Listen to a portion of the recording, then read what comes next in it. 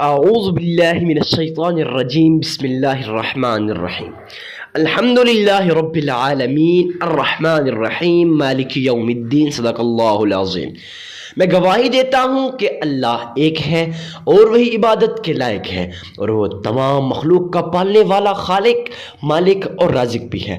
میں اس بات کی گواہی دیتا ہوں کہ محمد مصطفیٰ احمد مجتبیٰ رسول عربی صلی اللہ علیہ وسلم اللہ رب العزت کے بندے اور آخری رسول ہیں۔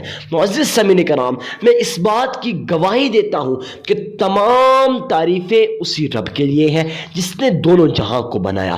آج ہم آپ کے سامنے ایک ایسا نایاب، مجرب اور آزمودہ وظیفہ لے کے حاضر ہوئے ہیں۔ کافی زیادہ لوگ اس چیز کے بارے میں سوال کر رہے تھے۔ اکثر لوگ کمنٹ سیکشن میں پوچھتے ہیں یا پھر واٹس ایپ پہ ہم سے کانٹیکٹ کرتے، پھر کہتے ہیں حضرت ہمارے وظائف اثر نہیں کرتے۔ بھائی آج اس وظیفے کو کرنے کے بعد میں آپ کو 100% چیلنج کے ساتھ کہتا ہوں کہ کوئی شخص ایسا نہیں ہوگا جو کہتا ہوگا حضرت وظائف اثر نہیں کرتے۔ آج تک آپ نے وظیفے کیے، شاید کہ وہ وظیفہ قبول نہ ہوا ہو، اس کے پیچھے بھی کچھ ریزن ہے۔ آج کی اس ویڈیو کے اندر انشاءاللہ شارٹ سی ویڈیو ہوگی، آپ کو وہ تمام چیزیں بتاؤں گا جس کی وجہ سے آپ کے وظائف اثر نہیں کرتے۔ ہمارے پاس ایک شخص آیا، کہتا ہے حضرت میں سالوں سے وظیفہ کرتا آ رہا ہوں، آپ کی کوئی ویڈیو مس نہیں کی، لیکن آج تک کوئی وظیفہ اثر نہیں کر گیا۔ دیکھیں اکثر لوگ ایسے بھی ہیں جو کہتے ہیں حضرت میری تو زندگی بدل دی ہے اس وظیفے نے۔ اکثر لوگ کیا، آپ کمنٹ سیکشن پڑھ لیں یا پھر دیکھتے رہیں گے انشاءاللہ کہ لوگ کہتے ہیں حضرت ہم نے وظیفہ کیا، ہمارا کاروبار ترقی کر گیا، پہلے کاروبار ڈاؤن تھا لیکن آج وظیفہ کیا، اس کے بعد کاروبار ترقی کرنے لگا۔ آج وہی وظیفہ ان لوگوں کی زبانی آج آپ کے ساتھ شیئر کرنے والا ہوں۔ میں اس لیے بار بار کہتا ہوں دوستوں ویڈیو کو اینڈ تک واچ کیا کریں تاکہ آپ ساری باتوں کو سمجھ جایا کریں، اس کے بعد جا کے وظیفہ کیا کریں۔ میں ایسا ہرگز آپ کو نہیں کہوں گا کہ صرف اور صرف وظیفہ سنیں اس پہ عمل کریں، کیونکہ آپ نے وظیفہ تو کرنا ہے مگر اس سے پہلے وہ تمام اہم مسائل لازمی سمجھنے ہوں گے آپ کو، جو اہم مسائل آپ کے وظیفہ قبول ہونے میں مدد کرتے ہیں۔ تو بلا ٹائم ویسٹ کیے شروع کرتے ہیں آج کے اس نایاب، مجرب اور آزمودہ وظیفہ کو۔ معزز سامعین کرام، آپ لوگوں نے سب سے پہلے اپنے پاس کاپی پین لے لینا ہے، اگر ہے تو ٹھیک، نہیں ہے پھر ویڈیو کو لائک کر دیں تاکہ ویڈیو آپ کے پاس پرائیویٹ کے اندر سیو رہے جب بھی آپ فارغ ہو۔ اب اکثر لوگ ایسا ہوتا ہے کوئی کام کر رہا ہوتا ہے، کوئی کچھ کیا کر رہا ہوتا ہے، پھر جو ویڈیو ہے اس کو لگا کے سن لیتے ہیں۔ نہیں بھائی، آپ نے کسی صحیح جگہ بیٹھ جانا ہے جہاں آپ کا سارا دھیان، سارا کا سارا ذہن اسی طرف ہو، پھر جا کے وظیفہ سننا ہے تاکہ آپ کے مائنڈ کے اندر یہ تمام باتیں آ جائے جو آج کے ویڈیو کے اندر میں آپ کو کرنے والا ہوں۔ تو دیکھیں سب سے پہلا مسئلہ یہ ہے، اکثر لوگ یہاں پہ آ کے پھنس جاتے ہیں، پھر کمنٹ سیکشن میں پوچھتے ہیں بھائی صدقہ دینا ہے آپ لوگوں نے۔ اب اکثر لوگ یہ بھی پوچھتے ہیں حضرت صدقہ دینا ہے، یہ تو آپ نے بتایا ہے لیکن یہ نہیں بتایا کہ صدقہ دینا کیوں ہے، کس کو دینا ہے اور کتنا دینا ہے۔ سب سے بڑا مسئلہ آج کل ہمارے اندر جو پایا جاتا ہے وہ یہ ہے، ہم بات کو کمپلیٹ سنتے نہیں ہیں، ایک دم کمنٹ کر لیتے ہیں۔ آپ میری کوئی بھی ویڈیو دیکھیں اس کے اندر یہ لازمی بتایا ہوا ہے کہ بھائی اگر آپ کو کوئی چیز سمجھنا ہے آپ ہم سے رابطہ کر سکتے ہیں، لیکن اگر آپ پوری بات کو سنیں گے تب جا کے سوال پوچھیں میرے بھائی۔ آخر ویسے آپ سوال پوچھ لیتے ہیں حالانکہ وہی بات آپ کو میں نے ویڈیو کے اندر بتائی ہوتی ہے۔ تو دیکھیں سب سے پہلا مسئلہ یہ ہے کہ آپ لوگوں نے اللہ کے حضور صدقہ دینا ہے۔ صدقہ کیوں دینا ہے؟ اس لیے دینا ہے کیونکہ صدقہ دینے سے آپ کا مال پاک ہو جاتا ہے۔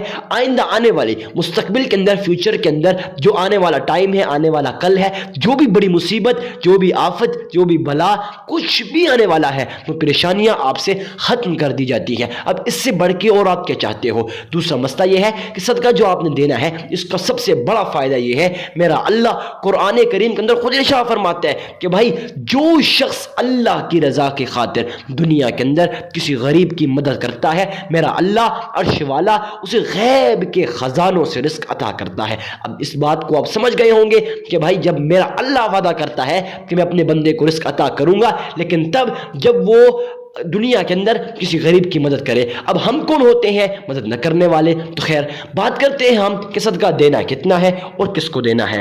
معزز سامعین کرام، غور کے ساتھ سمجھیے اور سنیے کہ آپ نے صدقہ سب سے پہلے گھر کے اندر دیکھنا ہے، رشتہ داروں کے اندر دیکھنا ہے، پڑوسیوں کے اندر دیکھنا ہے، عزیز و قارب کے اندر دیکھنا ہے، پھر محلے کے اندر دیکھنا ہے۔ کوئی غریب، کوئی مسکین، کوئی عاجز، کوئی فقیر، کوئی لاچار ہے تو پہلا فرض آپ کا یہ بنتا ہے کہ ان لوگوں کو دیں. اگر یہ یہاں نہیں ہے پھر دیکھیں جہاں کہیں بھی آپ کو کوئی غریب، مسکین، عاجز، فقیر، لاچار ملے لازمی اس کو صدقہ دے. معزز سامعین کرام، اب بات آتی ہے کہ صدقہ دینا کتنا ہے.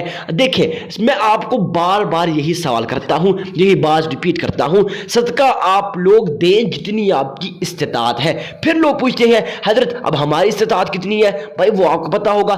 اگر آپ کے پاس، میں یہ یہاں تک کہوں گا، 1 روپیہ ہے نا، 1 روپیہ اگر آپ کی استطاعت 1 روپے کی ہے آپ وہ بھی اللہ کی راہ میں دیں. اگر ہزاروں لاکھوں کی ہے وہ بھی دیں، لیکن لاکھوں والے غور کے ساتھ سمجھنا، ہزاروں والے اس بات کو غور کے ساتھ سمجھنا.